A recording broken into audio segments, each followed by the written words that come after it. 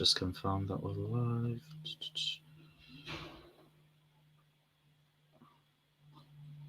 Perfect. Oh, the match wasn't, but what's going on, guys? Welcome back to Blues Fans TV. Sorry for that the phone-in's taken so long. We've just been waiting to round up our first opening guests. Let me know you guys' thoughts down in the comment section below. Chelsea 3, Southampton 3. What an absolute shambles that second half was. If you guys want to jump on the live phone in as well, please DM Blues Fans TV or Chelsea Sammy. I've left the ads down in the description below. And if you guys want to jump in and just chat about the game, let's talk because there's a lot to talk about. Oh, Arsenal nearly equalised. Thank God. Yeah, how do you call him? Blues Fans TV or Chelsea Sammy on Twitter. And yeah, we'll just talk about the game because there's plenty to chat about. I'm going to get my first guest, Fathur, on now. Bro, what are you saying? I have a migraine, man, watching that second half performance. Yeah, Chelsea could be maddest counter-attack. Every time Kepa was in goal, something would happen. And I just knew this day would happen to us. But I never expected that this bad, though. What do you think went wrong, other than the obvious defensive mistakes? Lack of cohesion, organization. Maybe that's the links that we've been missing the most. If you look at a couple of weeks ago against Crystal Palace, we look organized, especially with that Thiago Silva in the back line. And I think on today's match, there's no communication at all. Where's the communication? Nothing. Do you think Thiago Silva and Mendy had that much of an impact on our performances that it makes sense of a result like this, or do you really think you expected better from us? I do think we expected better from us, though, especially against Southampton side. We should do much better on paper, but on today's performance, man, it was just defensively against. It's like watching a circus show. Oh my days! Well, we really could have handled that a lot better. What's his name? Katsuma just needs to take that with the outside of his foot and take it away from goal. But it's a poor back pass. Again, it's just one of those individual errors that we've been crying out for a whole season. It's just annoying me to see that happening to us over and over again, man. On the word of individual errors, because that's been a very big topic post-match, is this individual errors anymore, or is this a coaching thing? Because I think we need to start being honest with ourselves about Frank Lampard. And I'm not going to sit here and say Lampard out. It's not the agenda we're running, but he isn't innocent, and we're not going to act like Frank Lampard's an angel either. I think these individual errors, if they're happening every single match, is it individual errors? Is it really? I don't think it is anymore because it's too consistent. You can say like at some matches, like especially in this caliber matches, you can say individual errors, but most of the time, probably tactically, from Lampard, he's too soft from my point of view. I think he's just too scared. Like he's just too how should I say this? Like he's too cautious with some players getting an injury. You know? Yeah, I mean. In the same way, I think it's the other way around, where we rush players back too quickly. That's why they always end up getting injured again. Like Kante is a huge example of that. You can see at the end of the game, and some players are really knackered because of most of our players playing 3 matches during the time frame in the international break. And I just see loads of them are really tired at that point. And then in the last 10 minutes, we're just like trying to walking pace. We can't do anything like. I think when Ziyech coming on, it doesn't make any really difference. Even though like we take up Mason Mount, or as a Chelsea fan wants to see that front four for the first time this season. But I just think that substitute doesn't make impact at all. Yeah. I mean, to be honest, I think the issue with the substitutions is that they all came too late. We, again, made our first substitution around the 70, 80-minute mark. Like, Conte got shit on that for years for doing that. And we're doing it too much right now, in my opinion. True. Now, any final thoughts, bro? I'm scared going to Wednesday, man. Honestly, like, If we play like this against Sevilla, man, Tuesday, man, all my days. We just imagine, we can keep hyping about that front four all week long, but still having defenders defending like a clown. Honestly, like I just can't handle it no more. Please just stop. Yeah, I hear that, bro. But thanks for jumping on anyway. It's been nice chatting to you. Probably see you Wednesday for the Sevilla match. It's Tuesday anyway. Is it Tuesday? Tuesday. Tuesday. Oh, so it's another day off. Okay, great. Yeah. Okay, well, thanks for jumping on anyway, bro. Appreciate it. Take care. Yeah, you lot, let me know down in the comment section below. Are you lot thinking this is individual mistakes, or do you think that this is more of a coaching problem that we need to try and be a bit more honest about?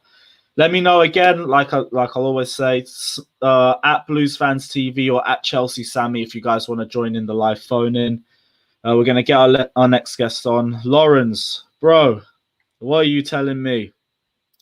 Honestly, I've rarely been that annoyed and angry at a result, because today I'm just not sure who to be angry with. Usually, sometimes people disagree with who I'm angry with, but usually I always have one specific thing that really annoys me that I kind of blame for the result. But today, I just think it's ridiculous.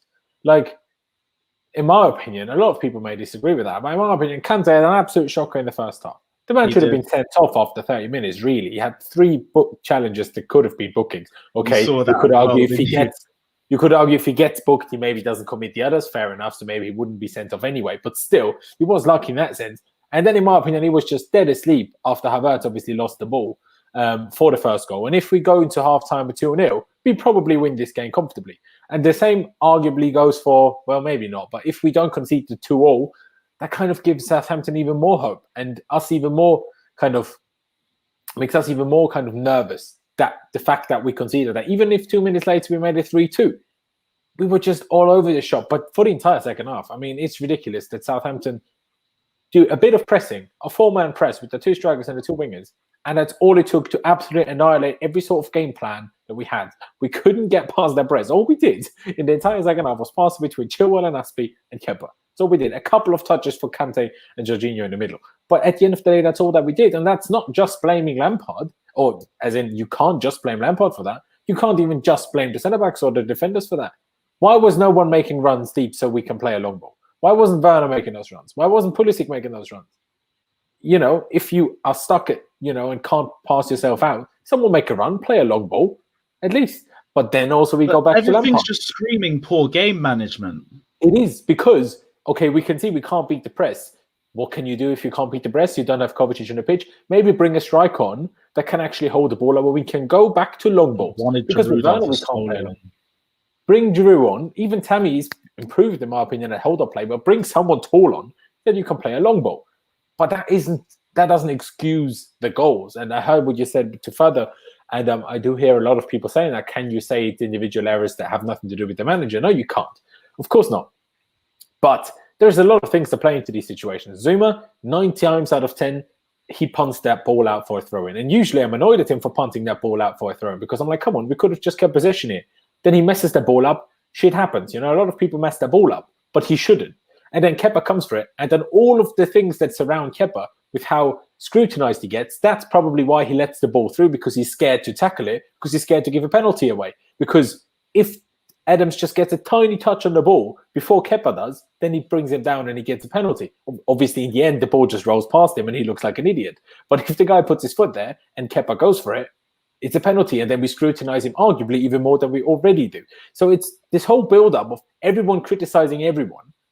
That obviously Kepa doesn't try to go for that. He's scared that he'll get even more criticism. In the end, that didn't work out for him.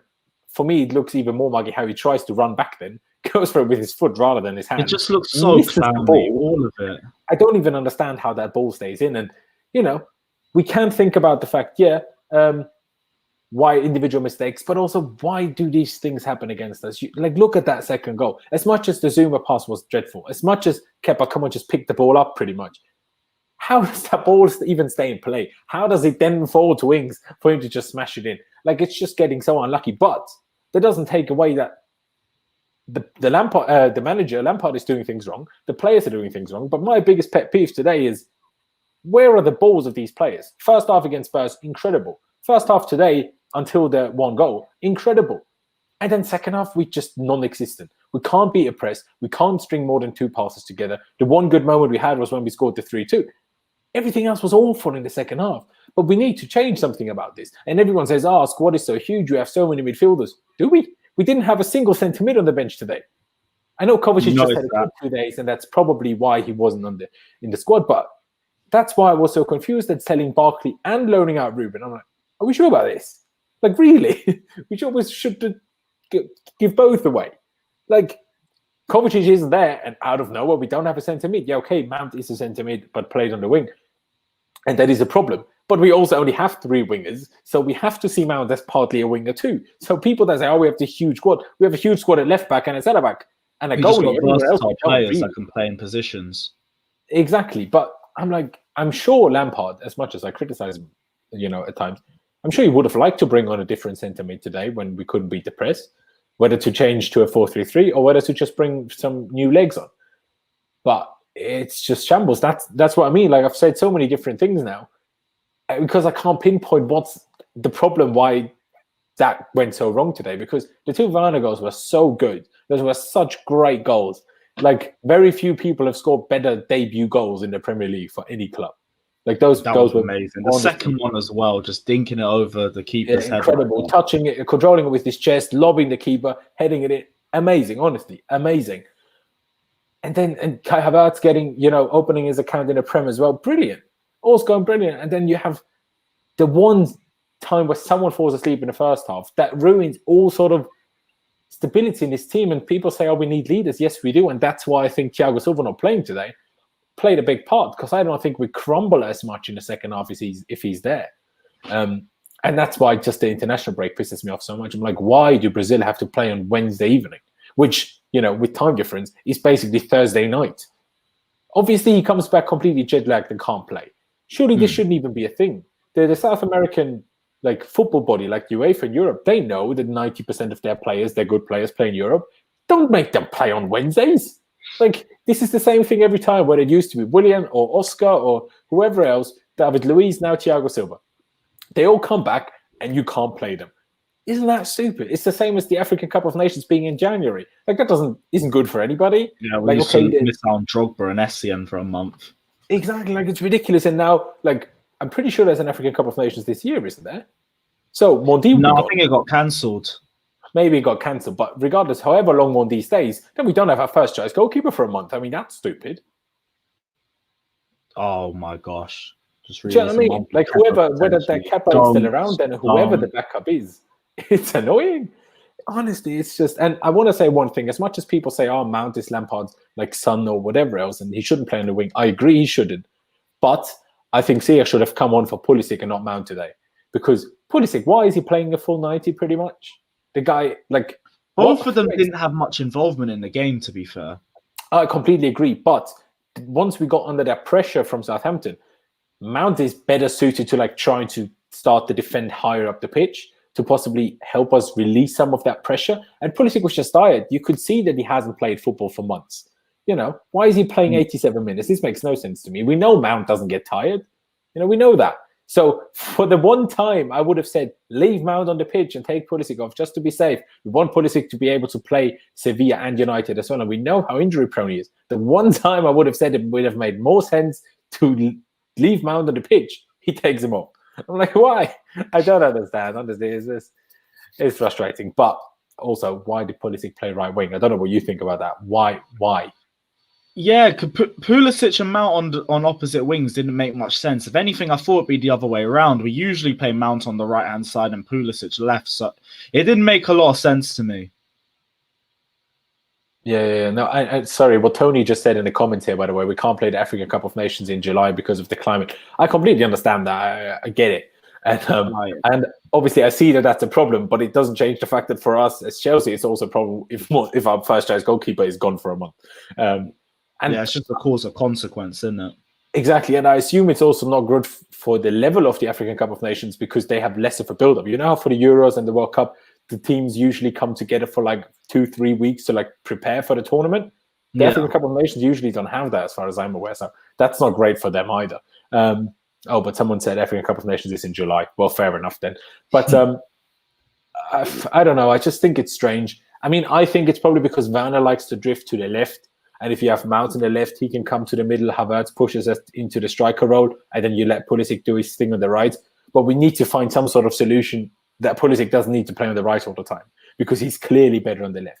And I'm not saying today would have changed anything if he's on the left, but he still has more, final product on the left. And at the end of the day, I'm just frustrated because the second 3-3 in 5 Premier League games, you're taking the piss.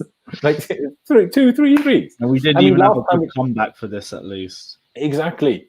Honestly, 2-0 up, 3-2 up, and we can't keep it together. And to say Lampard out is silly. Like, it doesn't help anybody. It doesn't change anything right now. Funniest comment in my live review, by the way, if you haven't checked it out, check it out, was when this guy put in the chat, like, we need to get a serial winner of a manager. Get Pochettino. I'm like, Pochettino hasn't won a single trophy in his career. What do you mean serial winner? That was just Pochettino would die before wearing a Chelsea shirt too. That's never happening. Yeah, I think so as well. And then who do you get? Like, even if, let's put out that possibility of sacking Frank Lampard right now. Who on earth do you get? Because like you, I don't think would get Poch, or he'd want it. And then what do you do? Like, who is available? I don't know. I've heard Allegri a couple times in here, but I feel like people are just rolling off names of free managers. I mean, Allegri is available. Yeah, they're not wrong. But do we really want another Conte? And that's literally what Allegri is. But a tiny bit more attacking. A tiny bit. That's also another change in philosophy and another group of players we're going to have to get rid of. It just don't make sense. We don't need that. That would just be, all of this summer would have basically been wasted if we get Allegri. Yeah, these are all great players, but Allegri might want different ones. It's stupid. We're not getting rid of Lampard, but he needs to fix up. Just like a young player, when a player is 20, we say, okay, they're young, we need to give them time. It's the same with Lampard. It's essentially not his fault that he got the job this early in his career. You could say maybe he should have turned it down, but realistically, he's not going to do that. So He needs to improve. The players need to improve. And we need to fix up, because we had one of the easiest runs of the first 5 games and we only scored 8 points, and that's outrageous. And our defensive form speaks for itself. 63 goals conceded in 41 games. Yep. Awful stat. Any final thoughts before we wrap this up? No, just hope Tuesday goes better, because if we start the Champions League campaign with a loss or a stupid draw, as well, it's just not going to be good vibes. And we have Man United coming. We know that we usually struggle against them. I know in the FA Cup we beat them, but usually we struggle against them somehow. So I just don't want to get on a bad run, and it's depressing enough. I think today, the statement that summarizes today the best is, can I please have the international break back? I don't even believe it's got to that. Yeah, no, it has, because international break doesn't piss me off that much like today has. All right, well, thank you for jumping on, bro. I appreciate it. It's been a really good chat. Cheers, mate. Bro, take care. I'll see you soon. Everyone sub to Loz, by the way. Yes, check out my channel. Peace. Take care, bro. Again, guys, before we get the next guest on, I just want to say DM Blues Fans TV or Chelsea Sammy on Twitter if you guys want to join the live phone in. Let me get my next guest out. Ben, you active? Has he disappeared? I think he's disappeared. What are you saying? Oh, there he is. Perfect. Hello. What are you telling me? Hello. There we go. Not much, man. I'm happy. Oh, you here? Can't lie. Most vexed I've been in a while. Yeah, can you hear me, bro? Yeah, go on. What are you saying? Oh, mate. I can say it's the most angry I've ever got at a football game in quite a long while. The way we dropped that lead is just the same old defensive mistakes that we've seen for ages. But tell me your thoughts on it. Well, I don't know if you remember, but in your live stream, I commented saying we need at least 4 to be safe, and I stand by that. What's he saying? What?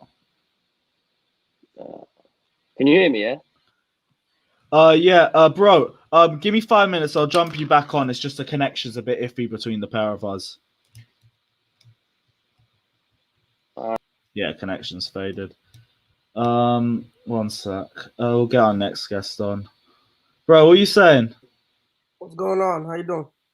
I'm good. How are you? Doing. Oh man, I woke up at 7 a.m. today. I'm here in the States, so woke up at 7 a.m. to watch the Liverpool game, and I mean, I came into this game with so much hope. We saw that Everton and Liverpool they tied, right? So this is the best chance to capitalize, right? Even before the game starts, or not around halftime, it's like 2-1, and the announcers say it, they're like, for if the score holds up like this, we'll go into second place off a goal difference. And it's like every single time the announcers want to make a comment about how good we're doing, that exact person decides to mess up. It makes no sense.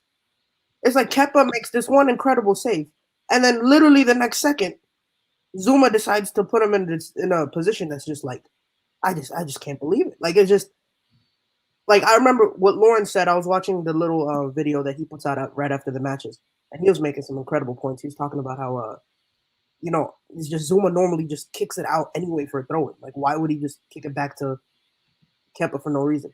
And for me, as much as I would love to blame that on Zuma, Kepa has to take the blame for that. He's a goalkeeper. For me, it's both. The thing for me is that what is the point in like the part that really pissed me off about that play was when it hit the post and it bounced back. Why not catch it? Like why is it so hard to slide in? He literally because it didn't even touch our player last. Oh mate, I didn't even think of that. Yeah, he literally could have grabbed it and just held it instead of swatted it towards the. It's the dumbest thing on earth. It's just some things that you just realize it's not confidence. The guy just doesn't have the ability to play. It's just simple. He just can't. Like, it's just he's too short. It's simple. The first goal, if it was Mendy, he would have saved that. Why? Because he's taller. Simple. Because he just can get there. It's that simple. The man is barely 6 foot. What are you supposed to do? Like, there's nothing we can do. So, just at this point, I really wanted to take the positives out of the game, and I think one really thing that Chelsea fans are going to start realizing as the year goes on is how important Ben Chilwell's really going to be. Because I'm not going to lie to you, I think, I don't know, it's kind of like I had an epiphany like mid-game, but it was like, I think the fact that he was playing with like, Mark Albrighton or whoever else they'll put on the left-hand side, right? Just they don't have that, not defensive tenacity, but like they don't really have the speed, to be honest, to get back and help him. So I feel like when he was at Leicester, he was completely alone. But now I really think that Frank is playing Mount on the left simply to help Chilwell. It's not because Werner wants to drift to the left and do all this. No, Werner was playing on the right side for like a decent amount of time. Like, I know most of the games he'll slip to the left and then he'll have Havertz going to the number 10 role. I mean, the number 9 role. But, he was still slipping into the right, catching balls from Aspie and, running it down. And he was doing it. Like, the goal that they scored, that he tapped into Havertz, he was on the right side. So it's not like he can't play on the right side. It's just I feel like he wanted to put Chilwell in a position where he doesn't feel so alone on the left side. So he puts Mount on that side to give him. That's literally the only reason Mount plays is not because he's such a great offensive talent. It's because he presses. Like, I don't understand why that's so hard to get through the skulls of Chelsea fans. Like, he presses. It's simple. No one else does that. We have Werner, Havertz, Pulisic. The attacking press looks so poor at periods from other players as well. So we have 4 players that literally the only thing they want to do is attack. Like, that's just that's just who they are. And it's simple. I understand it. They're attack-minded players. But the reason why Mason Mount gets into the team is because he presses. He helps the team, right? Conte, I'm not going to lie. I don't know what we're going to do because Conte is one of those players where you just can't give up on him because he just has the feel for the game that he's going to be in the right positions. Like, his interception is just crazy. Countless times. He gets the interception. Even if the passing was poor. Literally. So it was just at this point, we just need, man, I'm not going to lie. I really wanted Declan Rice simply because like I started watching ever since, in the media and everything. They started slipping the Declan Rice to Chelsea. I started watching like more and more West Ham games. And it's like I don't think, and I don't really care about the fact that he's 50 million pounds because it's simple, right? Man is a defensive-minded center midfielder that will sit there. He will not go forward. He will sit there. He will simply try and help as best as he can, and he will sit there. He will make those last sliding tackles that Zuma does as well. So having someone like Christensen, or I guess Thiago Silva, whenever he goes back into the team, just having him be there will be so much easier. It's just so much more simpler. And I really do want to say one thing. It's Jorginho. I am so happy for him because we were giving him a lot of stick. We were giving him so much stick over the summer. So I'm glad that he showed us what he does. And if there was one thing I would change about his game, it would be that, the little positioning he does where he sits in between the center backs. I feel that just draws the press right into us. And there's no way we can get out of it when we have basically a 5 in the back. So I feel like if we could get him to do what he does, but just a little forward in the pitch, we'll be perfectly fine. And for the Lampard stuff, Lampard out, I mean,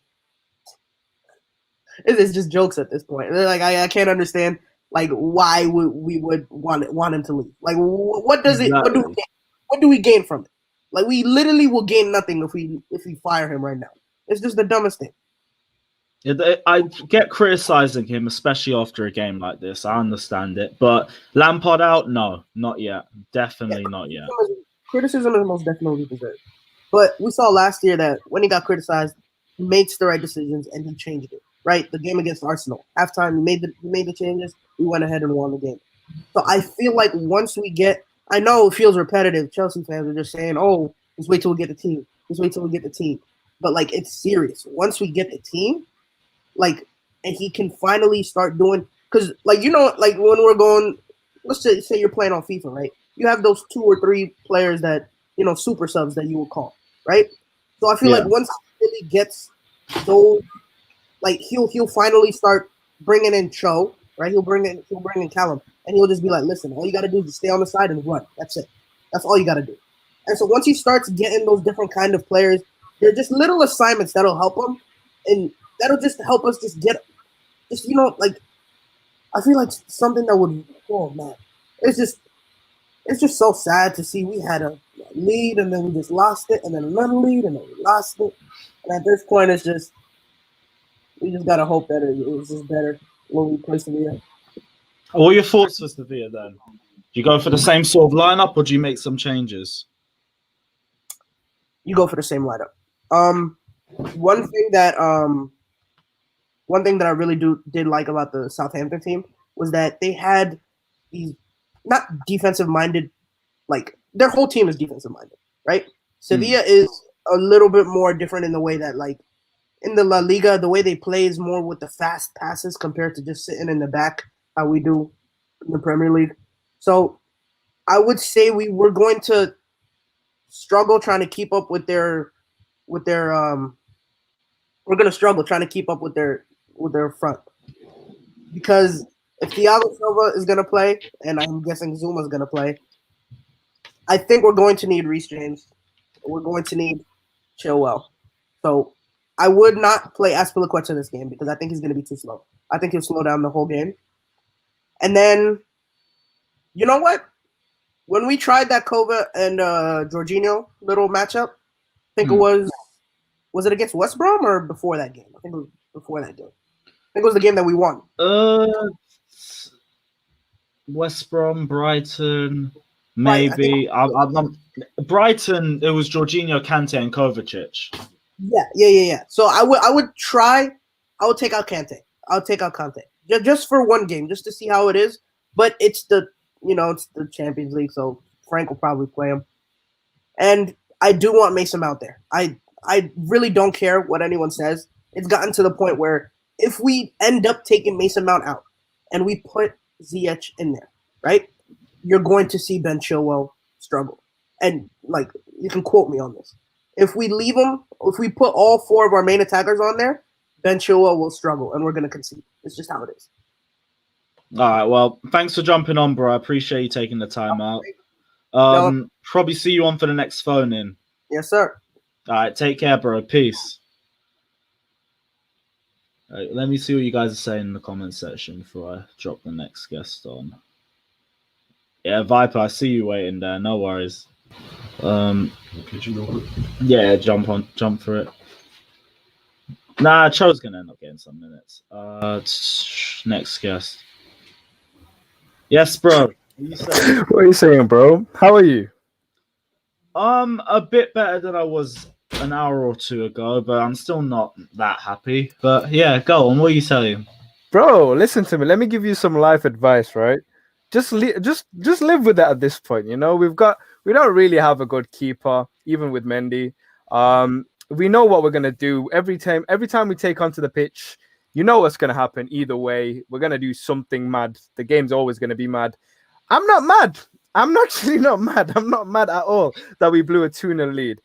As soon as I saw Kepa in the starting lineup, which obviously Mendy's not fully fit, I reckon. That's why I started. I was like, it's going to be a fun game. Either way, I can't wait. A man like Kepa gave me my entertainment, man. How can you not like the guy? You know, he provides entertainment. But on a real note, the defense, look, there's one thing about this team that I don't see enough Chelsea fans talking about, and it's the way we play from the back. I don't like it. I don't like this tiki-taka passing across.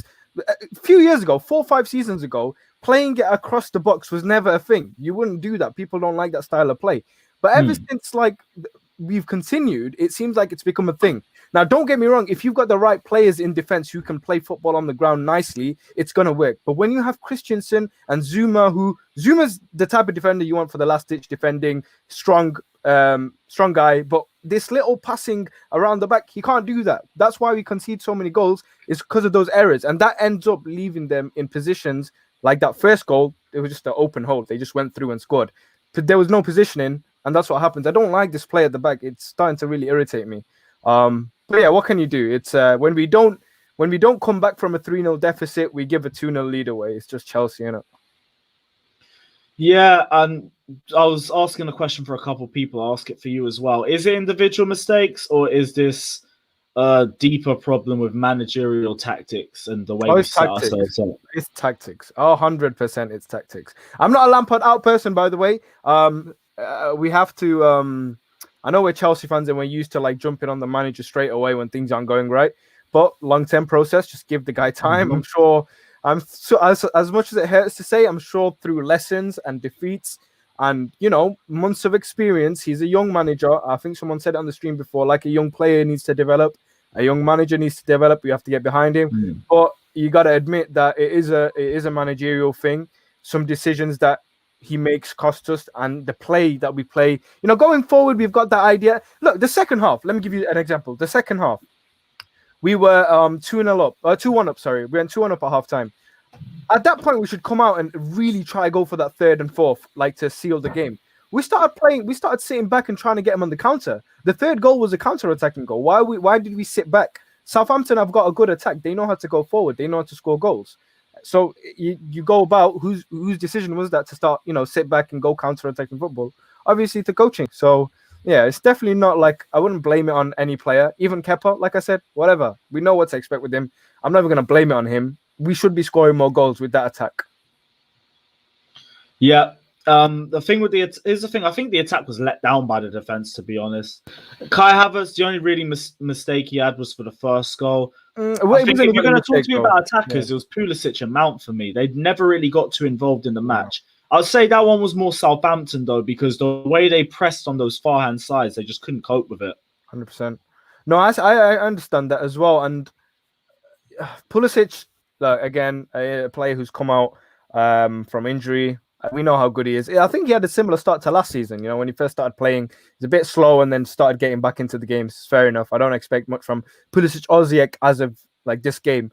Mount, on the other hand, he has those performances. Again, why didn't we try switch it up? We know Hudson-Odoi. I cry out for this man to play on the wing because he's fit. He's ready. He can go. He's shown his qualities. He's shown it against West Brom when we were 3-0 down. He was a part of that whole comeback. Like, give the kid a chance. Let him play in his... I don't care what goes on in training. He's proven to you on the pitch that he can be a game-changing player, and he's a winger. That's what we need. If Mount isn't playing the game correctly, if he's not making an impact in the game, play the winger that we have, who is fully fit, who is experienced now in the Premier League, and has shown and proven that he can play football well. He can do what a winger needs to do.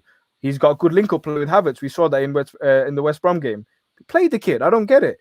But again, rolls back to the same thing, bro. Managerial decisions are costing us. And I just hope Lampard learns faster this season a bit more. Last season was, a bit of a tractor, a bit slow. But this season, I need him to pick it up, man, because not just fans are getting irritated, which is annoying as a fan base where we want togetherness. We're having so much division because people are like, oh yeah, Lampard out, Lampard in. But it's not a good image on the club as well. He needs to sort these things out. And Lampard, if you're watching Blues Fans TV, please take my advice and stop playing it around the back. I don't know what kind of football that is, but I don't enjoy it, especially when we've got big lumps like Zuma who take 10 years to move their foot back to pass the ball. It's not going to work. We're going to concede goals. And let's win these next 2 games. We've got big 2 games coming up, Champions League, and God, we can't lose to Man United. We just can't. We can't. I don't care. Like, every year they get worse and they still shit ourselves. So it can't happen this time. I can just see like a flipping 1-0, like a dirty 1-0 penalty 10 or some BS. I can't be asked. Like, this is what I mean. Like, those games he needs to make. Like, I can understand. Look, Southampton, good team. They got a good attack. And I actually understand this result more than if we lose to Man United. I'm not even going to lie. We can't lose to Man United. There's no doubt in my head we can't lose to Man United. And someone said, should Odoi have started? 110% he should have started. I've explained myself, like, every single time I think, Lewis, I've come on here, I've made a little shout for Hudson-Odoi because I don't get why he doesn't play. What's the point of not making money off him by selling him to Bayern for God knows how much they want him for if you're not going to even play him? Play the kid. This is his prime time to play when we don't have the right players. Ziyech is still coming back. Pulisic is still coming back. Odoi is here. He's ready. He's fit. Play him. Give him the opportunities. He would have made this game made more sense than Sevilla, to be fair, because I don't see him starting that match. I don't see him starting the Sevilla game. No, I don't. You're right. But this one, yeah, this one made sense, especially the style of play of football in the Premier League. This one definitely made more sense. So no, in the Sevilla game he doesn't start, which is annoying. Why do you think he's not starting? Can I ask you? I'm not sure. Here's the thing. So, what I will say, if I'm playing devil's advocate for Lampard, the games he's played where he's come on, he hasn't really shone or given me any reason to say that he should be starting. Like Barnsley, I'll stretch to Tottenham. Tottenham first half, I thought he was on fire. Okay. Barnsley didn't really get too involved in the match. Yeah. Actually, West Brom as well, because he had the finish for that second goal too. But like, he still hasn't really given me much, if I'm being honest. I'll also say to the same extent, he hasn't been given the time to show it. But Barnsley, I thought that was the perfect game for him to actually stamp some sort of authority, and he just didn't really do much for me. He needs more opportunities, and I get that. But same way, I'm just not seeing much. But I would disagree with you. You have to keep an eye on him through the game. That West Brom game, though, when he played, I felt like he was the game changer. West Brom, I take back. That was a wrong comment. Everything else, I'm more standby. Yeah, but again, though, how is he meant to prove it to you through those 1 or 2 games when someone like Mount, who again I think he has a place in this team, but someone like Mount who has a good game then has a shocker, like today he didn't really do much. He was disappeared. Like, why isn't he being dropped? He's not going to get dropped. He's going to play the next game. It doesn't make sense. So where's Hudson-Odoi's fair chances like that? It doesn't work. I don't know, because I'm also struggling to see where he gets his chance in the next 2. If he ain't going to start Sevilla, and I think just by authority, if he ain't starting the last 2 games, he's not starting United. Yeah. On a positive note, though, I just wanted to say to everyone, I've been kind of holding this in for a while in terms of backing Werner. If you don't watch Chelsea and you just talk shit about Werner, then just leave. Because listen, the guy needed time. He admitted it himself. He said, these guys in the Premier League, they're huge. These defenders are huge. It's going to take me time to figure it out. And it makes sense. The guy's been playing in the German league against not so big defenders. He's figured a way to play in the German league. That's why he smashed it. Coming to the Premier League, you're dealing with some giants, strong men. Even the lower league teams, they've got big defenders. And it takes him time to figure it out. And we saw that. See the way he played that first goal, the dummy? He literally took a look at what he's going to do before the ball came to him. Dummy ran off and then did what he had to do. Timo Werner will be one of our most important signings in the next 2-3 years when he starts banging in more and more goals. And to all the naysayers, We'll see. He's going to score bangers against you too. Don't worry about it. He's got 9. He's going to be OP in real life, exactly how he is on FIFA 21. The man's going to bang goals. Don't worry about that. Damn right, bro. But thanks for jumping on anyway. I appreciate it yet again. Shout out where people can find you quick. Yeah, of course. We're doing a live stream tonight on my YouTube channel, Viper Sport. We do one every Saturday night watching Match of the Day, and then we have all the other fans from other clubs coming on, and we have a little chat as well. So catch me there tonight. Lewis, always a pleasure, my friend. Take care, bro. Thanks for jumping on. Have a good night. You too, bro. Oh, I need to stretch. What's the Arsenal score? Still 1-0. Okay, good. Keep it that way, please. Last thing I need is these arseholes having something else to whine about. Yeah, anybody can call in. Again, DM Blues Fans TV or Chelsea Sammy on Twitter. And yeah, Sammy will send you the Patreon link and you can jump on and join us. I'm going to get Tyrese on now. Tyrese, what are you saying? Bro, I am fuming. Absolutely fuming. You know, this is what I don't understand. We struggle to kill off games against the weaker sides, and against the stronger sides, we tend to kill them off. I don't know why.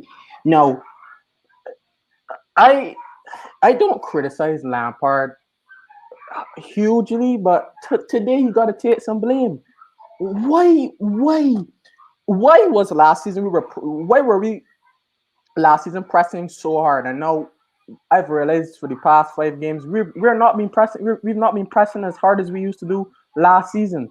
The press fell off. I don't know if he told them just feed the ball to the attack and inshallah.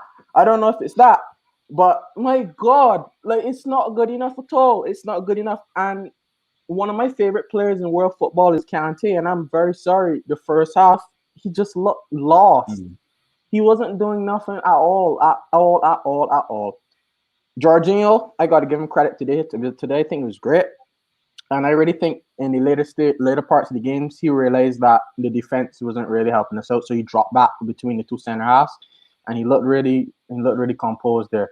Honestly, I'm going to be completely honest, and I'm going to say it now. Our defense is shit.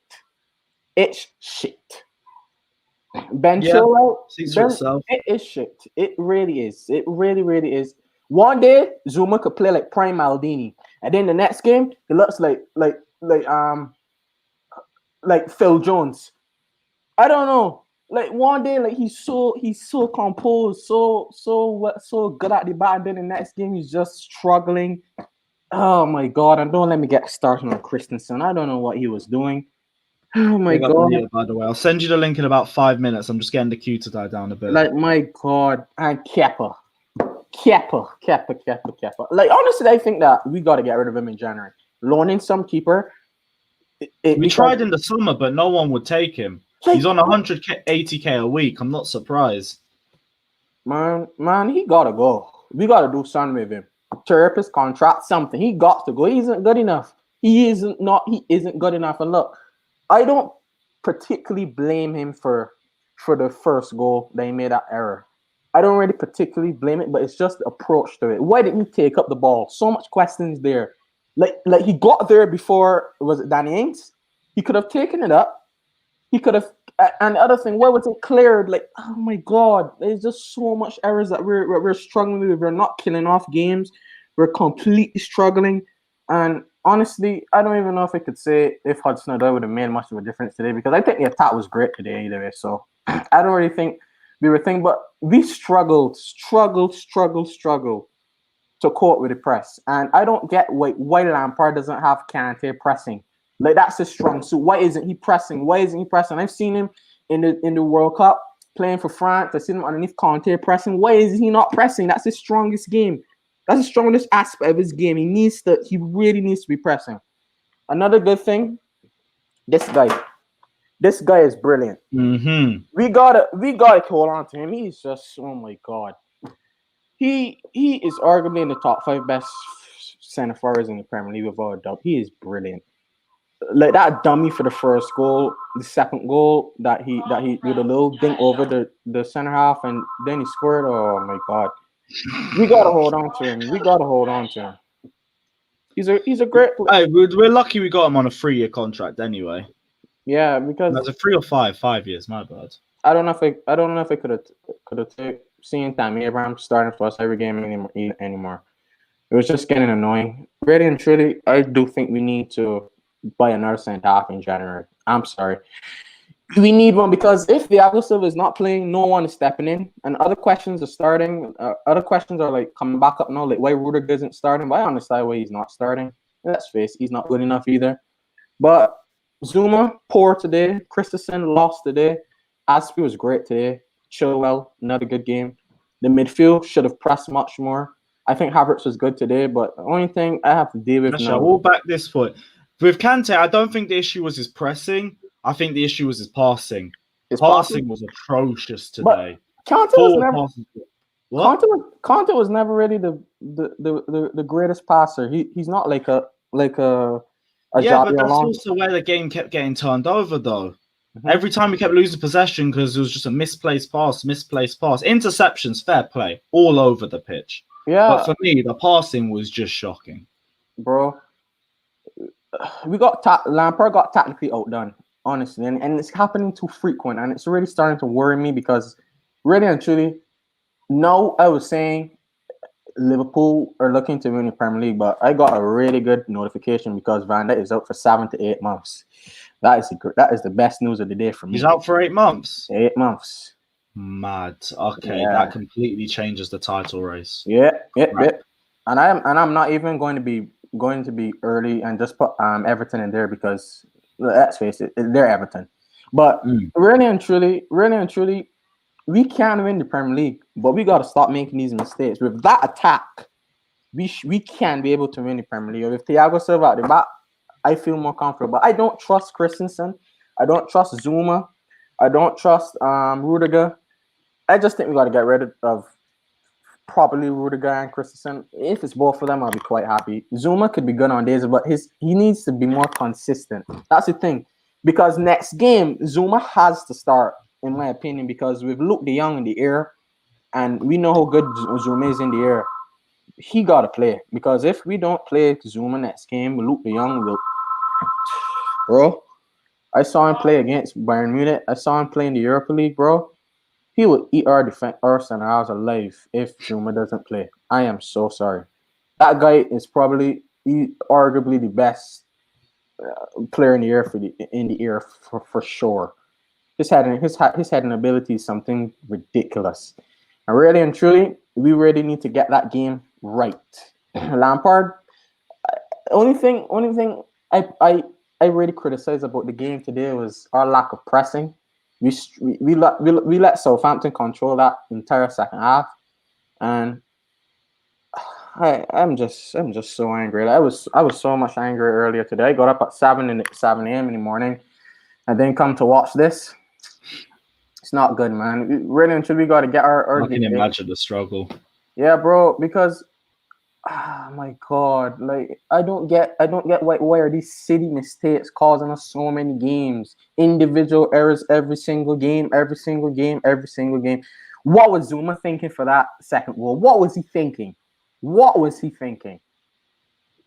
Havertz's first goal was his mistake, but I don't really. He had a great game today. I really think, and it's really good for him to get off the mark as well as Werner. But I'm telling you, like we gotta start out these individual errors because no one looks serious right now. Like we need to be more serious about this title race. We need to be serious. Liverpool lost Van Dijk, and in back of that just came off of a 7-2 to Aston Villa. Everton never won the Premier League. Excuse me. Man City are looking hopeless right now.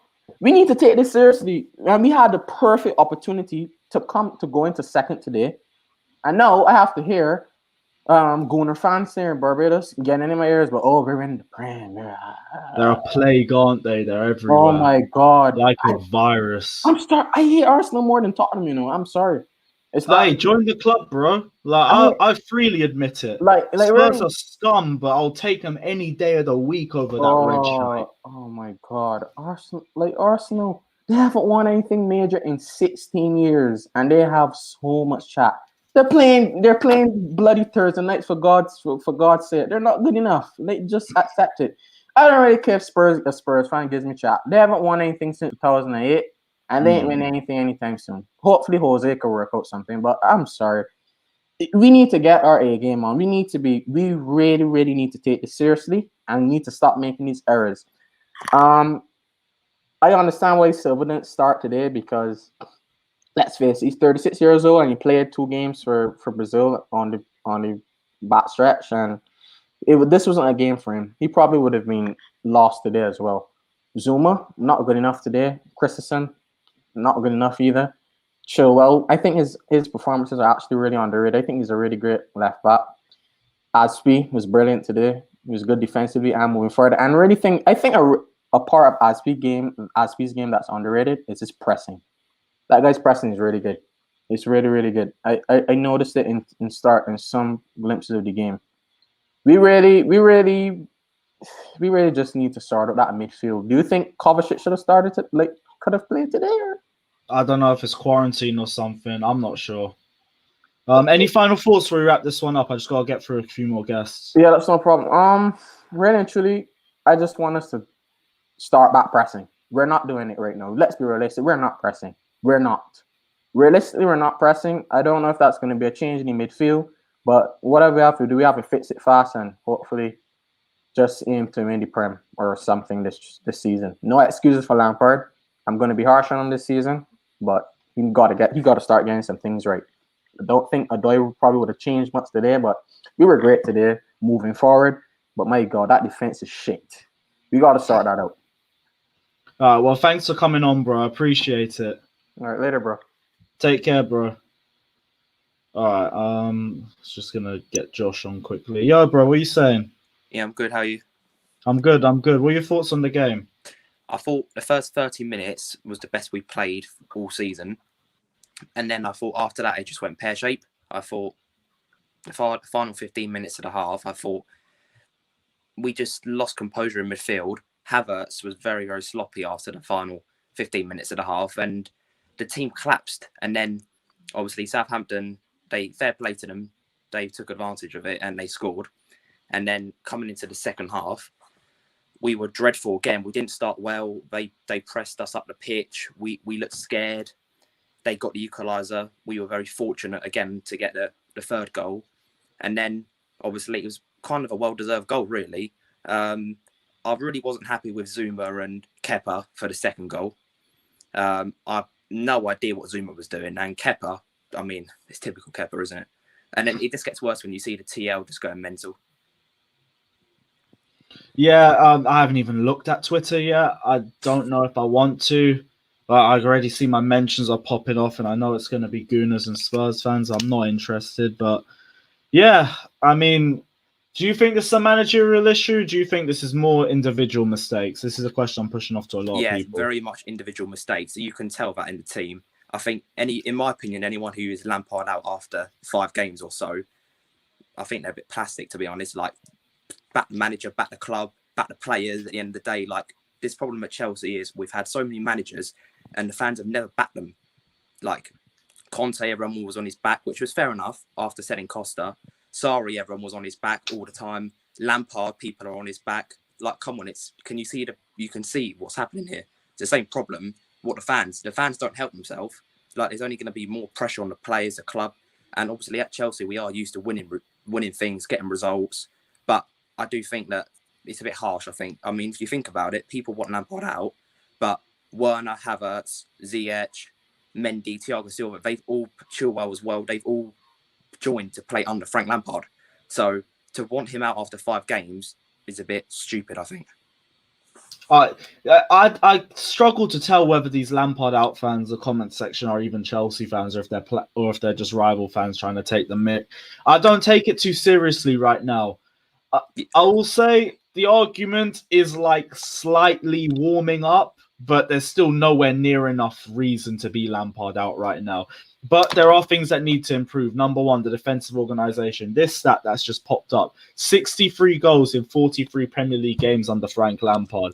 Regardless of being Lampard in or out, we have to acknowledge that this is a problem that needs to be resolved.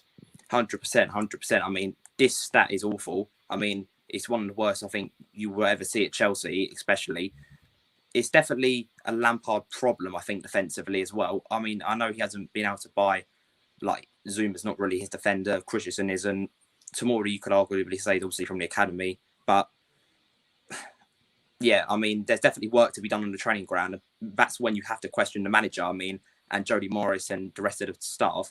You've definitely got to question what is actually happening on the training ground defensively. But, yeah, I'm not really too sure where we actually go from here defensively, because we look so poor when Kepa's in goal, Christensen especially.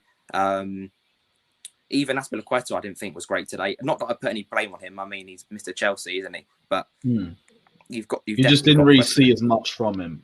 Yeah, exactly. Yeah, but again, there's 5 games in. We haven't had a pre-season. Everyone's dropping points at the moment, so I think we've just got to be patient.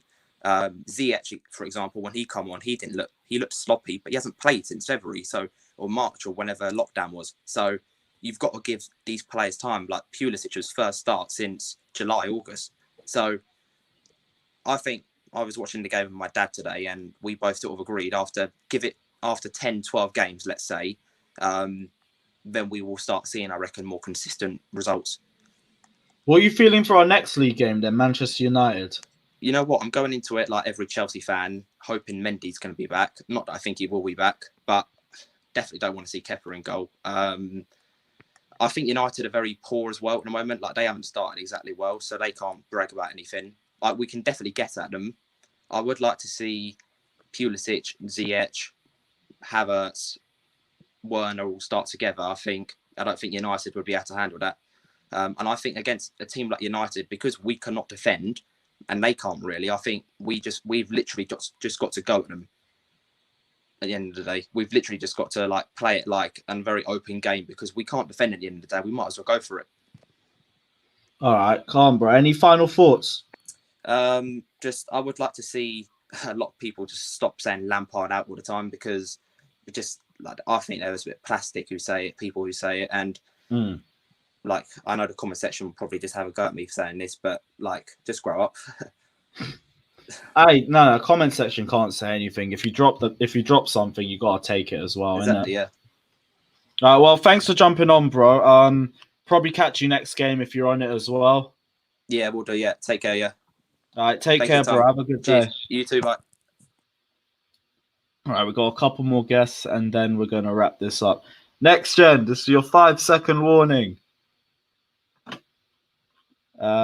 Cool, we are on. Yes, bro, what are you saying? You good, Lewis? Yeah, man. Sorry I missed you for the last game. I think, what was it? We didn't have a lot of people on, so I ended up leaving it early. No, you're all good, man. I'm glad to be back. Yeah, how are you feeling about today? I'm going to be honest. I didn't watch the whole of today's game because it was at 7 a.m, but I was able to catch the second half. You got the bad one as well. Yeah. I mean, I saw the goals. I saw a little bit of the highlights here and there. I think today, you could as Spider-Man would say, your spidey senses were so tingling when they were pushing for that third goal. Like, I just kind of knew in the back of my mind, like, oh, there's definitely going to be, Southampton's going to have that last lap. It seems like lately, for a couple of seasons now, Southampton always comes to the bridge and takes points away from us, which is a little bit of a bizarre situation to be in. But I think another lower table team that loves nicking points off us just after we got rid of Bournemouth. And it's been interesting listening to some of the people's thoughts today. Like, I think like majority of the blame's on Kepa, and like, to be fair, that's fair for the most part. I don't really like him either, but I mean, he actually played okay. I mean, he made saves, but didn't do the easiest thing. You know what this mistake reminds me of is when Real Madrid played Bayern Munich in like 2017 Champions League semifinal. Neuer was injured, so Ulreich played, and he made like the exact same mistake as Kepa made.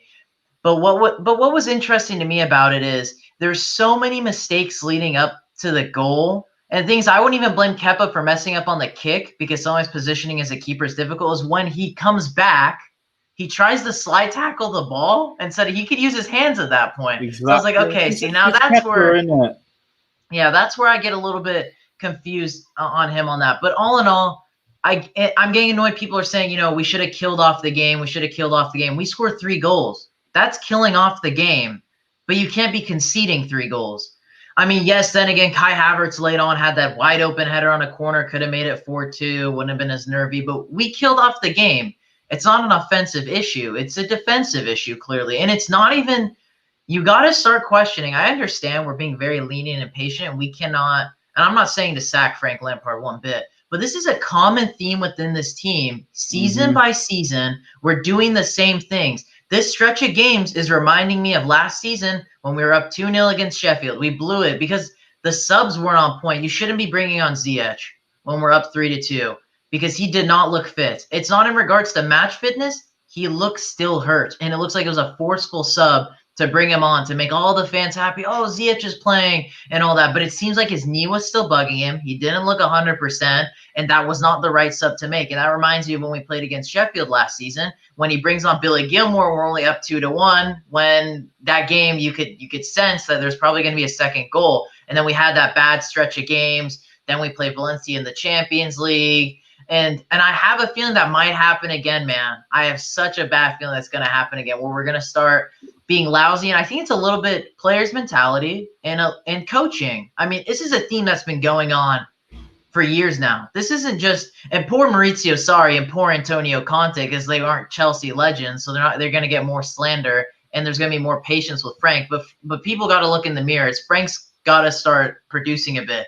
Kai and Werner have had a couple of games under their belt, and they played well. It wasn't their fault today. But there needs to be a consistent back line, man. We don't know, like, are we going to loan out Tomori? Are we going to sell Rudiger? We all say, as fans, Yannick, Lewis, we all say Zuma, Thiago Silva is the go-to 2 center-back pairing. But it doesn't seem like Frank knows that for sure. I know Thiago Silva was hurt today, but it was like Christensen, Thiago Silva against Crystal Palace. It's Zuma, Christensen. You got to start solidifying that defense. And then if this is the defense you want, then there's mistakes. That's fine because they're learning to play with each other. But you can't keep switching up the defense. It's not going to help with consistency, especially now you're adding Ben Chilwell into the play, and you played an all right game. But Ben Chilwell, as good as he has been for against the game against Crystal Palace and today, he's still a bit. He gives shades of Marcus Alonso a little bit. Honestly, he pushes up a lot, but then it's hoping, oh, Conte will cover me. Oh, Zuma will cover me, because that through ball is on Chilwell's side. Because he's so pushed up so far up on the second goal. On the second one, he's so far up, so Zuma's having to race down. But that's what I'm saying. It's the game is with 11 footballers. There's 11 of us. So regardless, I understand there's individual mistakes, and the keeper will always be the one that gets blamed if he makes a mistake, because he's the keeper. You know, he's the one defending you from the goal. There's multiple mistakes leading up to the goals. And including the first one, as good as Kai was, you can't be losing the ball there. That's not the defense's fault. That's the midfield's fault. That's ball progression. And just to break down the game, great job. We go up 2-0, but it's the same shit as like two seasons now, 3 seasons. We go up 2-3 goals, and then we kind of are like, oh, we're in a comfortable position, and then we let our heads drop with the Kai Havertz mistake. Through ball, Ings goes around Kepa, bam, that's a goal. And then we go in now nervy into the half. Oh, we were so comfortable in that game, but we give them that easy chance. You go into 2-1. A lot of individual mistakes leading up to that second goal. Ben Chilwell's pushed up too far. Kurt Zuma makes a bad pass. Then Kepa whiffs the ball. Then we concede. Fair enough. Then Werner again gets us out of jail, and it's 3-2. And then now we need to be retaining possession, good subs, start killing off the game. Like, I feel like every time we play against another team, they make their subs an added time. They really start killing the game. Like, they start stalling into the corner flags, holding possession, really dejecting the game. And we never did that. Why are we not killing, not stalling and killing off that game? Which has just been a typical feature for us for a long period of time. Yeah, and why are we bringing on Tammy Abraham and Hakeem Ziyech when we're only up 3-2? That doesn't make much sense to me. And then Reece James, something's going on with Reece, man. He's being way too rash. I mean, for England, an unnecessary sending off when full time's over, and then now for us, I mean, making a rash challenge when there's 2 defenders around. I don't know who the Southampton player was. There's him and someone else. You don't need to be fouling him there. He's pinned in. The ball's going to go out most likely for a throw-in. But all in all, this is the season, dude. Dude, today's been wild. The Liverpool game, Van Dijk's most likely out for the entire season. So most likely Liverpool's not in the title race either. No one's in the title race. If we won today, we were in top 3. So it's anyone's game this season. Just who can be less shit than the other. And that's usually how Chelsea's top 4 races go. We'll see. I mean, today's game, it was a big bust. Now, can we pick up our heads? And Frank Lampard can show us how good of a coach he is by picking up our heads. We play a shite United, who relatively anyone should be beating. We play them. We play Sevilla. I'm actually expecting 2 wins from that. I mean, expecting is expecting. We'll see if it actually happens, but today's game was bad. This was a chance for us to finally start weeding ourselves out of like that. Like, oh, are we going to be fighting for the title race? Oh, we don't know how's Chelsea's season going to go. They have all these new players, but we've definitely told everybody in the world, we don't know what we're doing still yet. You know, Werner and Havertz, great international break, great for us. And the team just costed us today. And then it's a bit of management too. I know it goes down for both. It's hand in hand. You know, it's everybody's fault today. I wouldn't say it's Timo's. I wouldn't say it's, a little bit of Havertz for the first mistake, but they played really well today. And I feel like I'm rambling on with the same stuff. Oh, but no, I'm checking the scoreline up at the top. I still got the Is Arsenal. it still 1-0 City? Yeah, 1-0 City, 4 games left. I'm just hoping they hold it. 4 minutes left. I'm hoping they four hold games it. left. 490 minutes in total. Yeah, no, that's good. We kind of want City to win because Arsenal are getting too much hope, and you don't want to give Arsenal hope because you don't know what's going to happen with them. But And yeah, you know their fans are just going to keep talking. I know they're going to keep talking, saying that we took Willian off you guys. You know, we got him a 3-year deal and all that. You know, Arsenal will always be Arsenal, and Chelsea will always be Chelsea, a team that wins trophies and a team that the hope that kills you is the definition of Arsenal. But today's game, I mean, hey, it's better than a loss. We lost last season to Southampton, but with a team like this, we shouldn't be losing. And these are the games that, when it comes down to the wire, is the games that are going to be the difference between us. I'm not saying we're in a title race, but us winning a title, comfortably getting top 4. But instead, we make it nervy for all us poor fans who have to get heart strokes and all that stuff because this team doesn't want to be consistent and doesn't want to kill off games. And last thing I'll touch upon, regardless if Mendy plays or not, Mendy's a great keeper for set pieces. And today, Kepa's mistakes weren't set pieces. Everything that was delivered, he claimed well, he punched it out. Mendy could have easily made the same mistake as Kepa today, you know? I feel like Mendy catches that 3rd goal, though. The third one. Yeah, again, looks like Kepa's too small to reach. It does, but then again, it's shots and then headed. So it takes a deflection technically.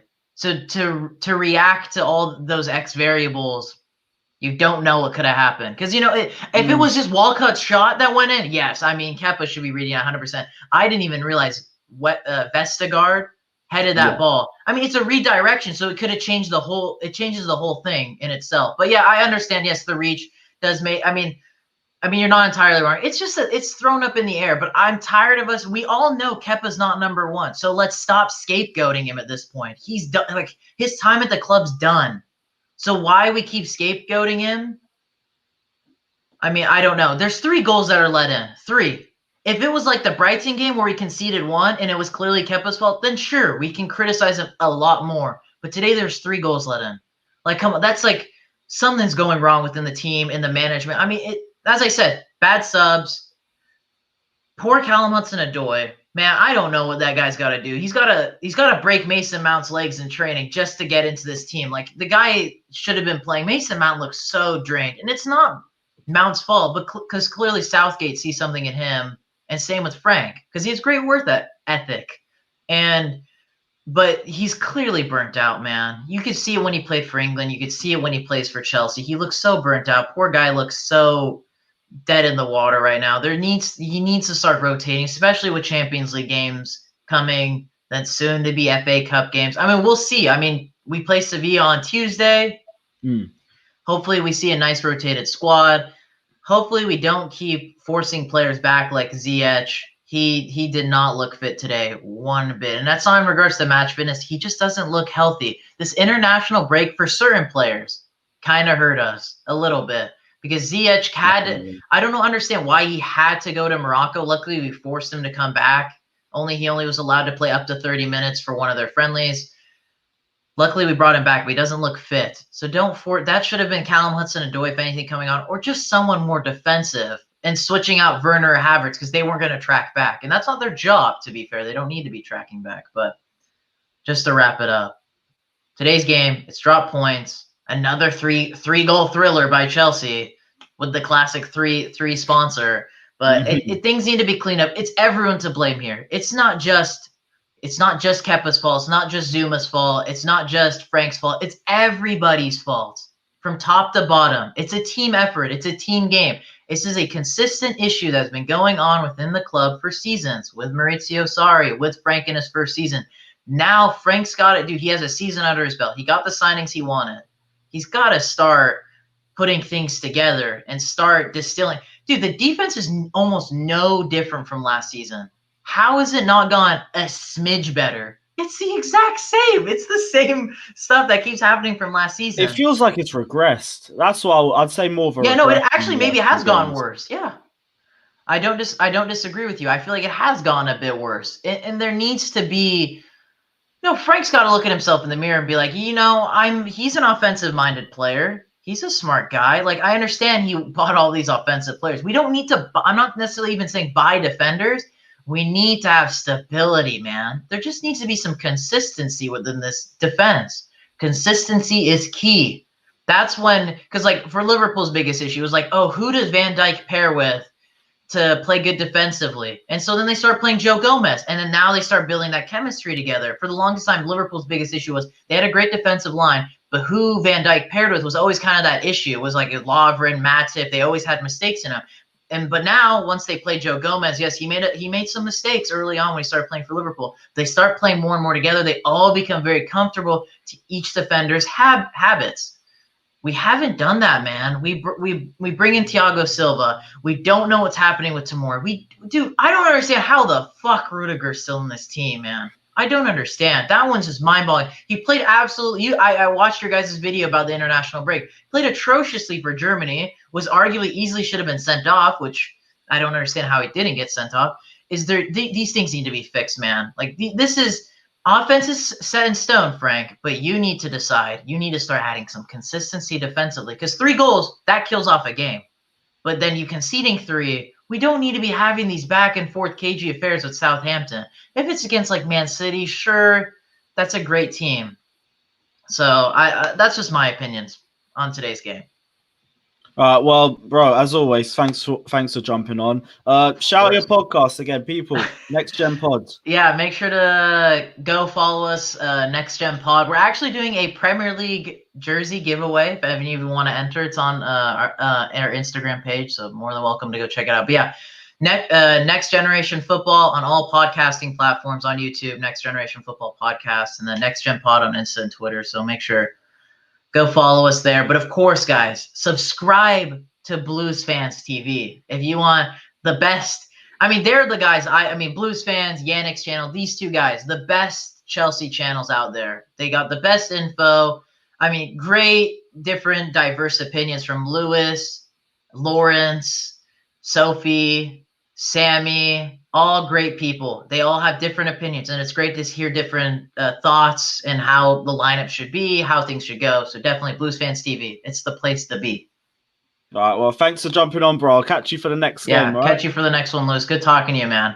Take care, bro. Appreciate it. What was it? Full time? Yes. Arsenal lost. Perfect. My day's slightly better now. Okay, we've got 2 more guests, and then we're going to wrap up this phone in. Anita, what are you saying? Oh my God, I can't. Can you hear me? Yeah. Hey, I feel like everyone's being very negative, man. I ain't got time for none of this negative energy, bro. Like, I feel like there's just bare I don't blame them, really. It's another dropped lead. I know, but okay, considering the circumstances, yeah. Okay, so we've got Kepa in goal. Thiago Silva's out. Cool. Ziyech, he's just come back from injury. And then we've got Pulisic, he's starting, just come back from injury. We've got Lampard, Starboy, I saw it going this way. I can't lie. Like, yeah, okay, I was gassed because of Werner, and big up Werner. I'm gonna start calling him Skengman Werner because that's what he is. He's a Skengman. I like that. He's a I Jilla. like that. In fact, Skengman Timo sounds a bit better. Skengman Timo, quote me on that. But cool. He gassed me for the first, well, I'd say 60, 70 minutes. I think he was sublime. I think he was excellent. Him and Havertz as well. Despite his mistake for the goal, Havertz, he showed up today, and I was very proud of him today. But again, it's just the same issues that we've been having, and we've been seeing it since last season. It's the defense. And can I blame Zuma too tough for, was it the second goal? Can I blame him too tough?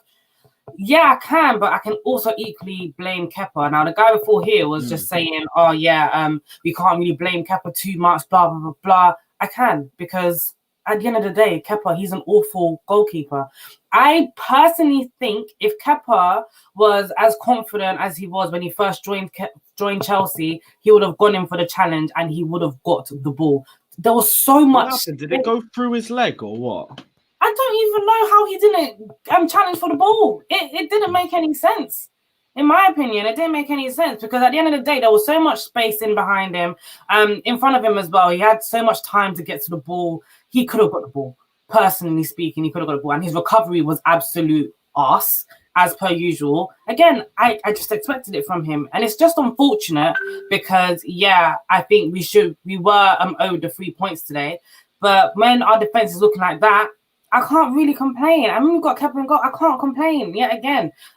Also, Christensen, again, there's been some mixed reviews about him.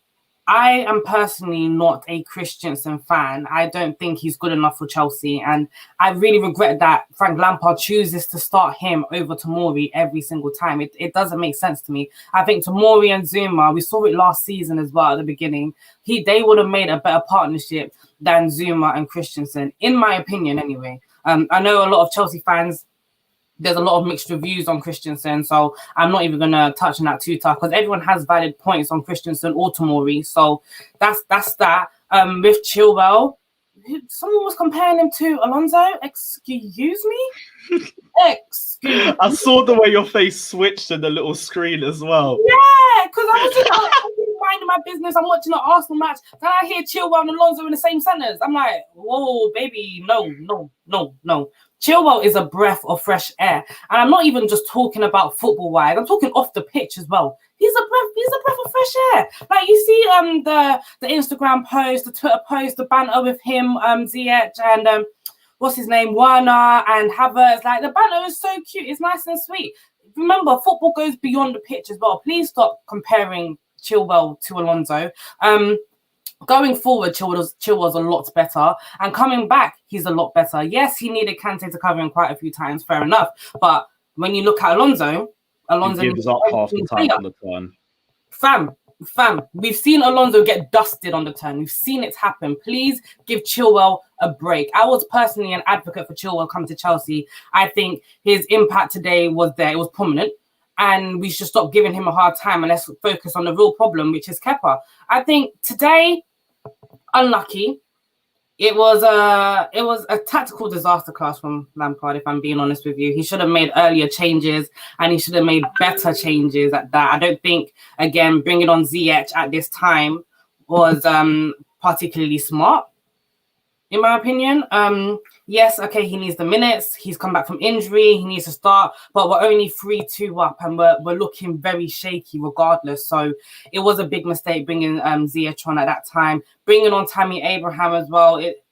In my opinion, I didn't think Tammy Abraham would have, changed the game in any type of way. Subs were too late for me. Yeah. Half of them, like Conte got slated for it, but it's subs after the 70-minute every game. Yeah. And it's something Lampard needs to change. And I keep saying this, as Chelsea fans, we're not, okay, fair enough, some people are saying Lampard out, but one thing you can't tell us not to do is to question our manager. We're allowed to question our manager, and that's what we've been doing for the last couple of weeks, because it's either we question him or we say Lampard out. Now, in my opinion, Frank Lampard, he's been having a few questionable takes since the start of the season, but is it enough to say Lampard out? No. If you're saying Lampard out, you're crazy. I'm addressing you right now. You're crazy because the things I've heard today, I'm fuming. You're absolutely crazy. I agree. Take another 5-6 more games, then we can start seeing, okay, is Lampard really the man for this job? Then we can start talking about it. The guys in our team have just come back from injury, the majority of them. And then we've got Werner and Havertz. Again, Werner already said that he's not so accustomed to the Premier League, that our defenders are really big, they're huge. Yes, he said it. And that's not Lampard's fault, unfortunately. It's not. Stop looking for someone to blame and just realise what is in front of your eyes and that our defenders are not good enough. I personally think, someone said if Thiago Silva started today, it wouldn't have made a difference. I personally think it would have, because I think our recovery when Havertz lost the ball would not have been that bad. That was a massive gap for the first one. What I say about our defense is we lack discipline, and what Thiago Silva brings to the back is discipline. Big up Aspilicueta, of course, every time. I love him so much, but he's not a centre back. So when it comes to putting discipline in our back four, he's always up and down the field. So there's no guarantee that he's going to install that discipline there. But when you've got Christensen and Zuma, none of them are leaders. They are not leader mentality at the back. So of course the recovery is going to be a bit whack. I honestly, I don't see any reason why Thiago Silva wouldn't have made a difference today. I think Thiago Silva in goal, Thiago Silva at the back means it probably would have been 3-1, in my opinion, personally. Okay, so would you say with Mendy and Thiago Silva then, actually no, I'm going to switch the question. Is Mendy and Thiago Silva the reasons why we've dropped 2 points then? Yeah, 100%. 100%. We cannot... Even compared to the game management, the way we handled the game. Yeah. Because I feel like we let it slip from our hands. We were the ones with the 2-goal lead. Yeah, but the thing is, right, the reason why, in my opinion, the reason why we are holding back from attacking, like we saw it today that we were holding back, we weren't pressing enough, fair enough. The reason why is because we're scared that something's going to happen with the back four and the goalkeeper. When you have a back four and a goalkeeper that you can't rely on, you're going to want to hold back a bit more, because once you lose that ball, who's going to be there to recover? Like we saw with Havertz, who was there to recover? No one could recover quick enough. So that's my thoughts as to why we were holding back so much and why we weren't attacking as much either.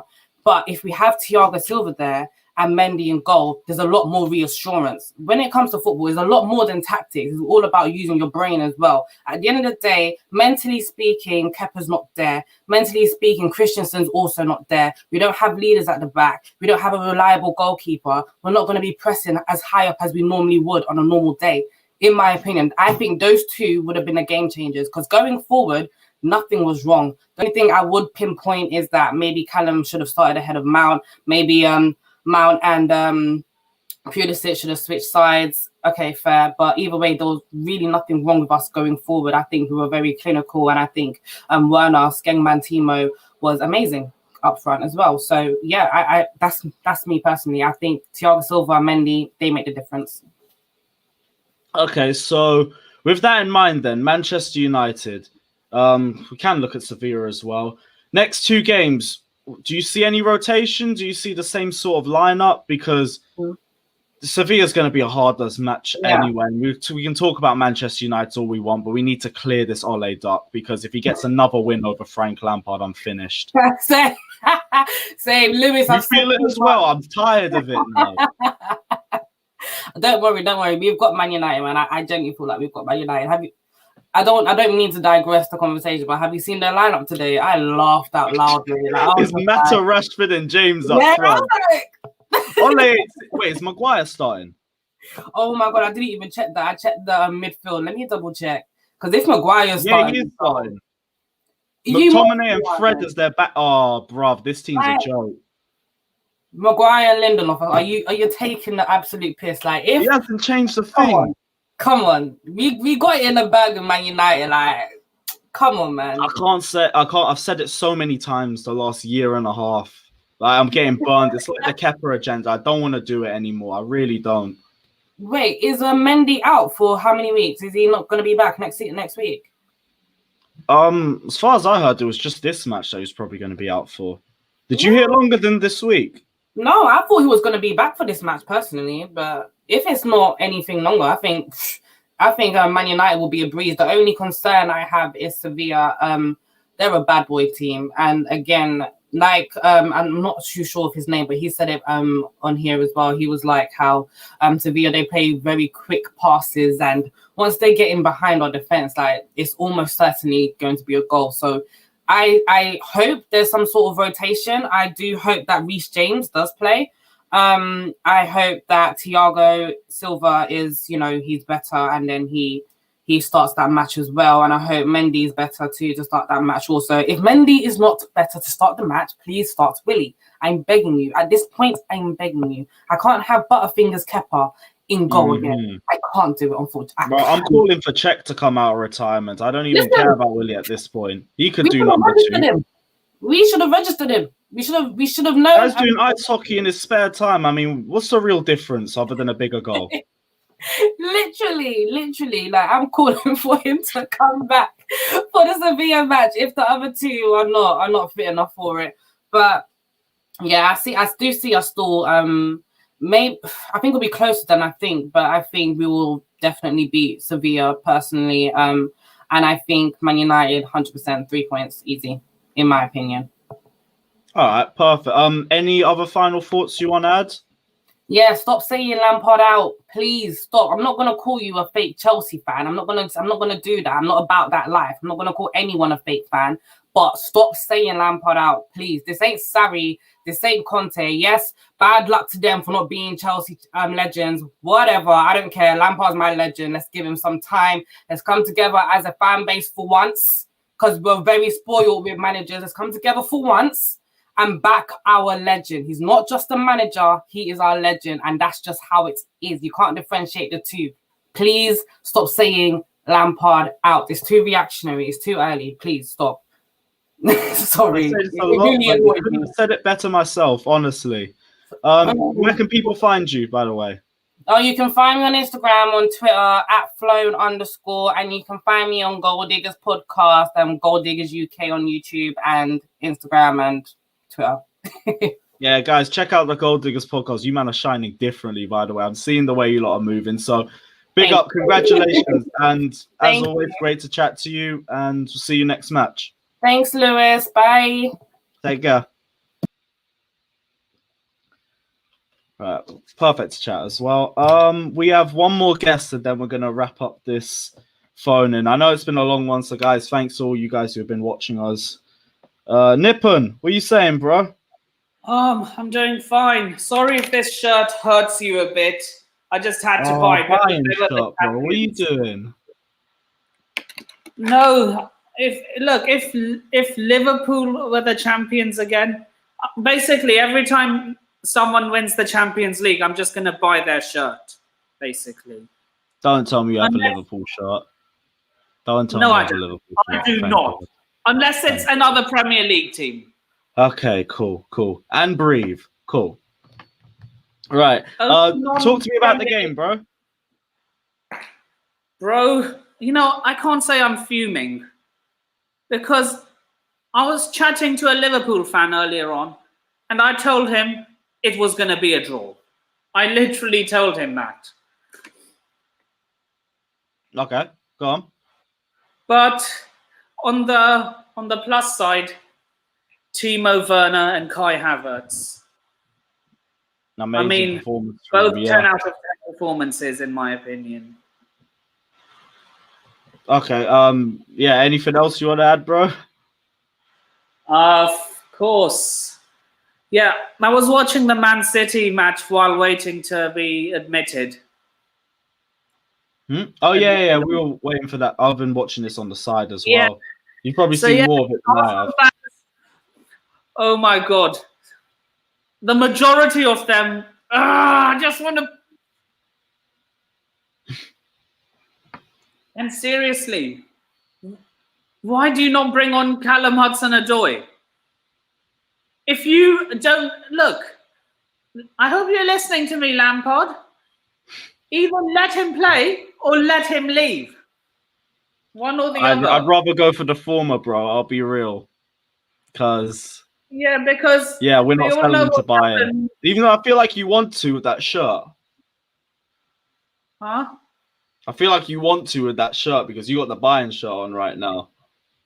only look. I've already told you. Every time a team wins the Champions League, so long as it's not another Premier League team apart from Chelsea, I'm buying that shirt.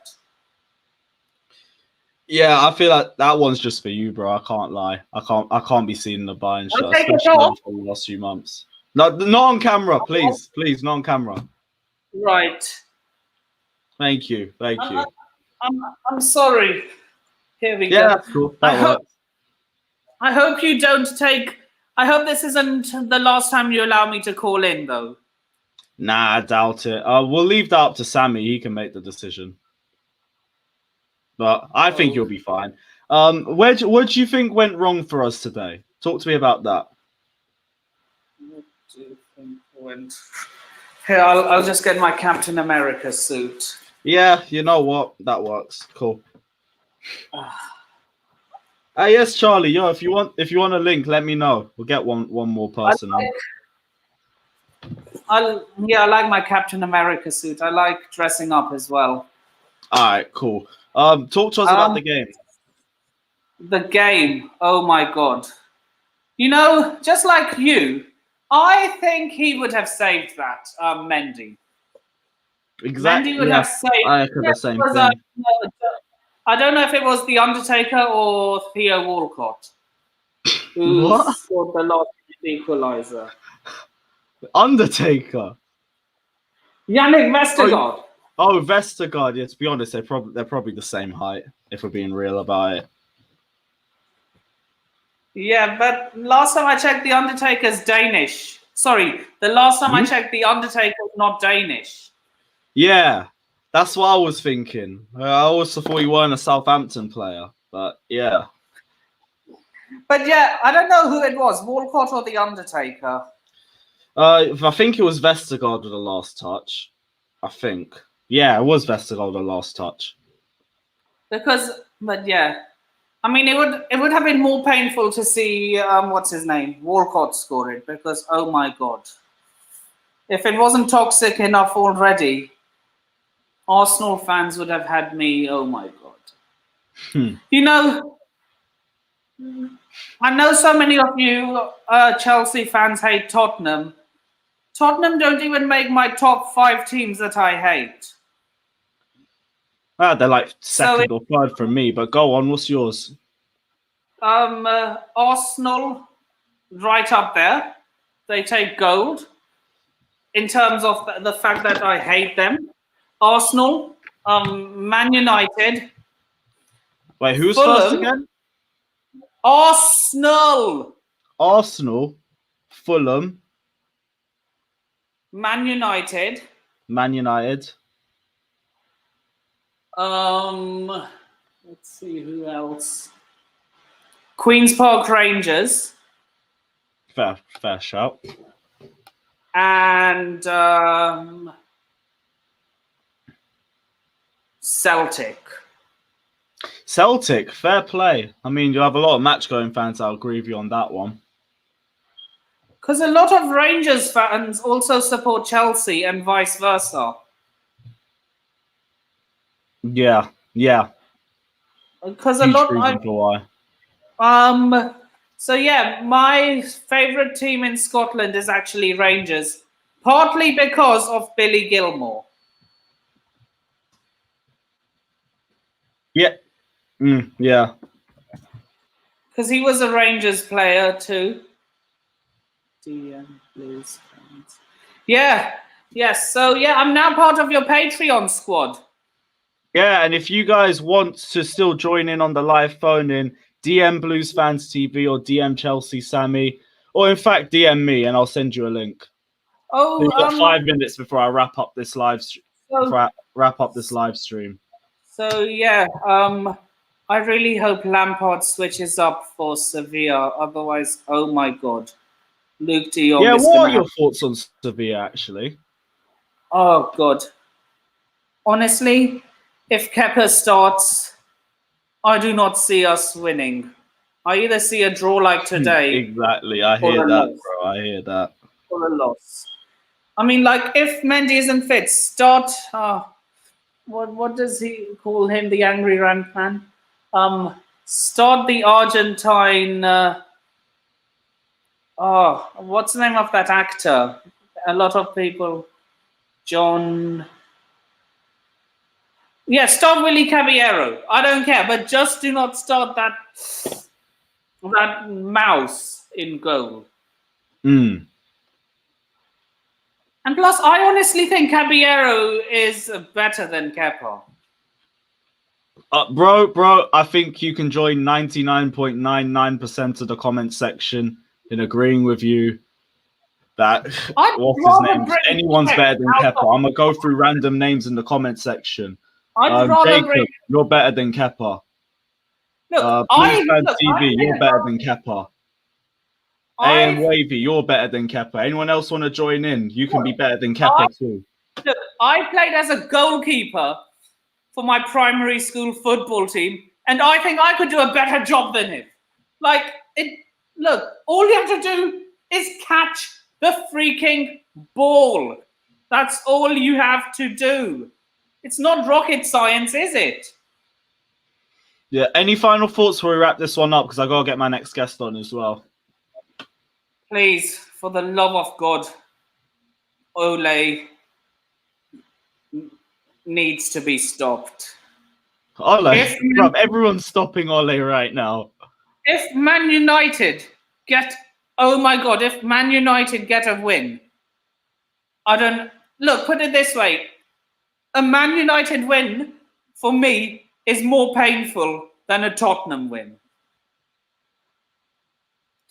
Don't get me wrong, the Tottenham win is something I find painful too, but not as much as a Man United win, because they've done us over so many times and their fans go on and on as if they've won the World Cup.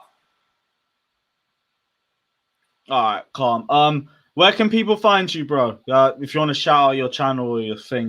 Just subscribe to my channel. It's just my name.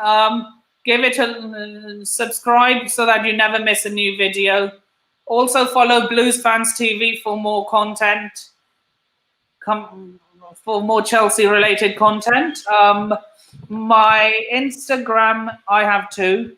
One is my personal one, which is N with 4 I's, P, 3 U's, and an N.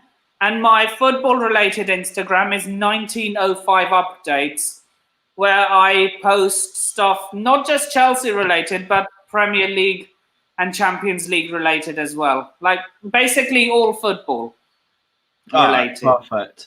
Bro, thanks for jumping on. Is the Nippon Sharma. That's my Twitter name. You can find me on there as well. Yep, find that. Just type it out through here in case any of you lot want to know how to spell it. It's there. Any final thoughts before we wrap this one up? I got one more guest. Please beat the hell out of Man United. I hear that. That's my favorite thing you said. All right, bro. Thanks for coming on. I appreciate it. See you in the next call-in, Lewis. All right, see you later, bro. Take care. You too, man. Peace. One sec. Let me check what my boys say. Yeah, guys. Again, if you lot want to jump in on the live phone in, check out Blues Fans TV on Twitter. We're gonna get one more guy on for now. If I don't hear anything, I'm gonna jump off. Yes, bro. What are you saying? Lewis, how have you been going for an hour and 40 minutes? Bro, I ain't got anything better to do. That is literally it. You actually must be wrecked. Yeah, I mean, he said it perfectly. I need to cry, I need a zubi, and I need to lie in a dark room for about an hour after this is done, honestly. Bro, where the hell are you drinking? Honestly, I'm fuming after that. What are your thoughts on the game, bro? Because, oh, mate. I don't even know what to say. Like, the first half an hour, proper, like, prime Barcelona, liquid football, knocking the ball around. And then after that second goal, we just collapsed. I don't know what to say. Like, it's embarrassing. Yeah, I mean, I'm going to pose the same question to you that I asked everyone else. Is it individual mistakes or is it a managerial issue that we need to resolve? Not saying you're saying Lampard out, because no one in the chat's been saying that either. No, I'm not Lampard out. It's just he's starting to annoy me the way he's... Like, I love Mount as a player. He's so good, but why is he playing out on the wing when we have Hudson-Odoi on the bench? Yeah, we've had this conversation with a lot of people. I'm not going to lie. I've tried playing devil's advocate, but I don't really know how to play that one for this one. I don't think he's had that much impact so far this season, but same way he hasn't really had the matches for that impact. Yeah, like the only way Hudson Odoi is going to improve is by playing. Like he can't improve as a player by just sitting on the bench week in, week out. Yeah, and the annoying thing is I don't even know if he's going to have game time in the next 2 matches, because do we realistically see him starting against Sevilla? Doubt it. Manchester United as well? Doubt it.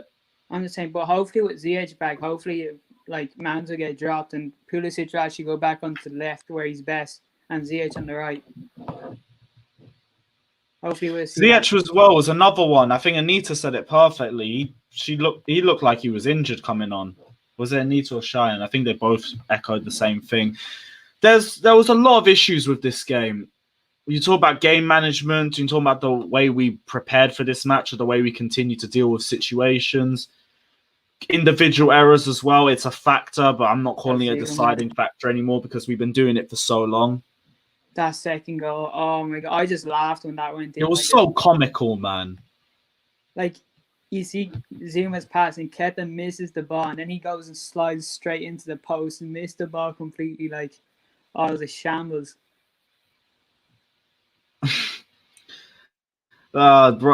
Shambles is the one way to describe the second half. The one thing I will say that I haven't said throughout this live stream, Southampton played really well today. They pressed us strongly. They didn't stop fighting until the 90th minute. It was a great performance from them. I will give them that. They're a great team. Like, their manager as well. You have to give them credit. Like, Hasenhüttl. The change in both teams at half time, man. Yeah, that's what I was thinking. I wonder if Lampard tells the players to, like, drop deep or just drop 10 yards back. Because, like, why would he go from playing so well to just dropping back all the time? It seems to happen a lot in the second half. We play so well in the first half, and then we just seem to drop off 10 yards in the second half. Yeah, I don't know.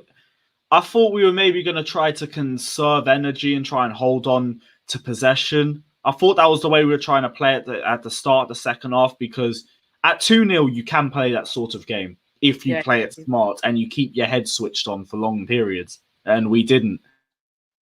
Just let them have it. Like, they bossed us in the second half.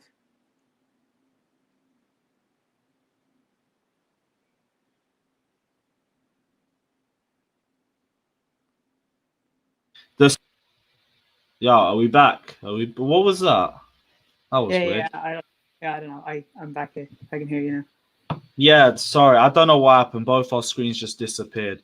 But Kurt Zouma, for that second goal, all he really has to do is take it outside. He brings it with the inside of his foot and he just loses it. If he brings it outside, takes it away from goal, that's it. It's done. Yeah, exactly. If he doesn't trust Kepa, he could have just booed the ball out for a throw and calm it down. Like, But, like, that was a one-off from Zouma. I don't think he'll do that again. He's still one of the best defenders in the league. I think one of the best centre-backs.